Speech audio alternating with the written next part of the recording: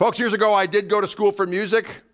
As I like to say, I really majored in beer. Not that I'm recommending that, but I did learn a ton of stuff about harmony in school. But as years go by, I would hear little things from various different people and go, "Oh, what's that thing? I should have known that, but I didn't." So things like blues scale, like I saw this Jimmy Herring video, and he was doing this thing on playing a blues scale, but taking the fifth out, but leaving the flatted fifth in. So if I do it in the key of D up here, like what D blues scale would be like this. If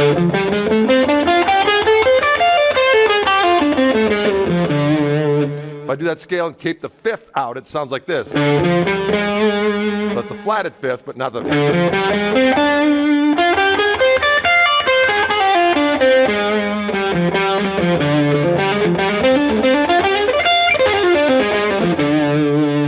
Which sounds really great over like a dominant seventh blues, just a little...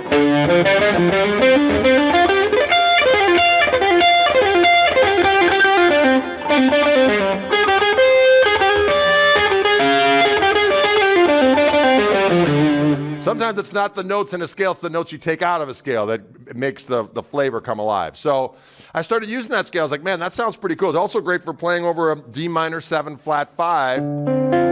So a D half diminished.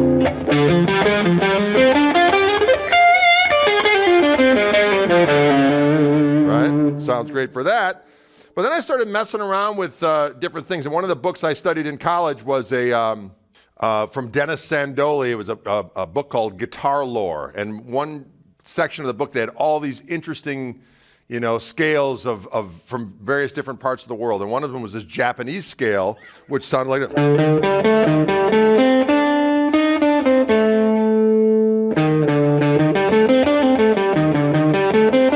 And I was like, man, that kind of sounds like that. And so I would use that scale quite a bit, and I was like, that kind of sounds like that blues scale with that flatted fifth, and of course it is. It's basically, if I'm in D, and I do the flatted fifth scale, if you will, the blues scale without the fifth, but start on E, I'm sorry, I'm the fifth away from D, which would be A, right?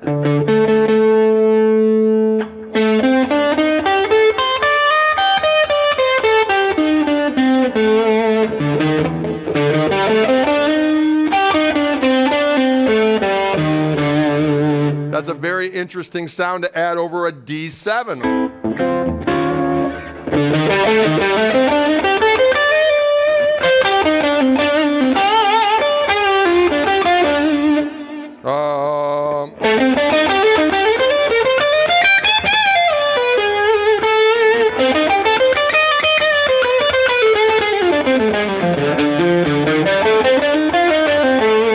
Right? Really cool. So again, to reiterate what that is our blues scale, sans the fifth, starting on the fifth as the root of whatever chord you happen to be on. Again, I'm in D here, so I'm going to start that on A.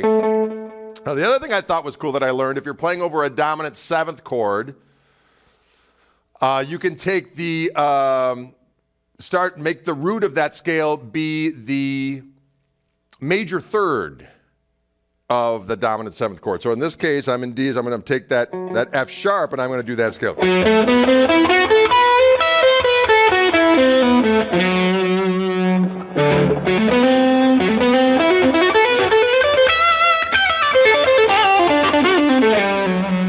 Very, very cool sound. The other thing is to take like the a minor third down from your tonic center. So we got D. Now I'm going to start on B and do the root on B.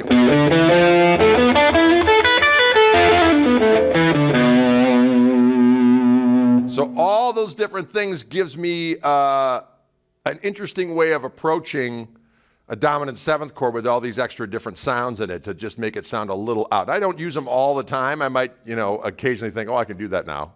Or I'll hear it in my brain of like, I think I want to throw that weird scale in. So any one of those works. You don't want to stay on them too long, especially if chords are changing, because they're very specific you can take things outside as long as you want, but you have to resolve at some point in time. So sometimes these are, as you get farther afield with the tonality, you want to resolve it probably quicker than later. depending on how much you want to aggravate people. But again, with all this kind of outside stuff, especially in a blues format, it's like, you take it, they're so stark when they happen that you kind of take the listener by surprise, you grab them by the ear, and then once you resolve it, they're like, oh, I'm glad I went on that little excursion. So there you have it. Again, to kind of say what it is, it's a blues scale that you're taking the fifth out, but you're leaving the flatted fifth in. And some people call it minor 7, flat 5 scale. I don't know what people call it. That's what I call it. So there you have it, folks. Let's try to apply it.